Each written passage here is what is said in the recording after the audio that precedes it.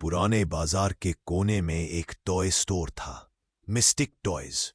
दुकान बाहर से छोटी लगती थी, पर अंदर जाते ही खिलौनों की अनगिनत पंक्तियां दिखाई देती थीं। उसी दुकान के सबसे पीछे कांच के केस में रखी थी एक लबूबू डॉल। अजीब सी मुस्कान, बड़ी आंखें और लकड़ी जैसा चेहरा। दुकानदार उसे कभी छूता भी नहीं था, बस साफ करते समय केस तक जाता, फिर जल्दी लौट आता। एक शाम रिया नाम की छात्रा वहां पहुंची। उसे अनोखे खिलौने इकट्ठा करने का शौक था। जैसे ही उसकी नजर लबूबू डॉल पर पड़ी, उसे खरीदने का मन होने लगा। उसने दुकानदार से पूछा, "ये वाली डॉल कितने की है?" दुकानदार का चेहरा सख्त हो गया। "ये बिकाऊ नहीं है," उसने कहा। लेकिन रिया की जिद के आगे उसने हार मानी, बस एक चेतावनी देते हुए, "इसे अपने कमरे में अकेला मत छोड़ना।" रिया इसे मजाक समझकर डॉल घर ले आई। रात को उसने उसे अपनी टेबल पर रखा। कमरे में हल्की पीली रोशनी थी। रिया पढ़ने बैठी, लेकिन हर थोड़ी देर में उसे महसूस होता कि डॉल का चेहरा अलग दिशा में मुड़ गया है। पहले दाएं, फिर किताबों की तरफ, फिर सीधे उसकी ओर।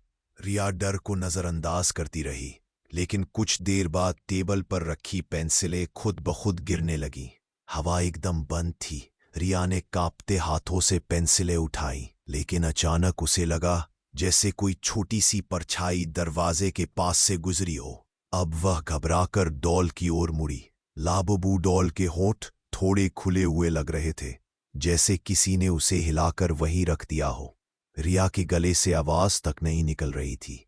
तभी कमरे के कोने से खिलौनों की हल्की खटखट सुनाई दी। एक के बाद एक हर खिलौना अपनी जगह से थोड़ा सरकता जा रहा था, जैसे सब किसी अदृश्य ताकत के आदेश पर चल रहे हो। लबूबू डॉल धीरे धीरे रिया की टेबल से फिसलकर नीचे आ गई।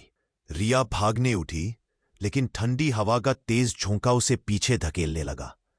डॉल अब उसके पैरों के पास थी, वही अटकी अटकी मुस्कान, मगर आंखें अब गहरी काली। दरवाजा खुद बंद हो गया।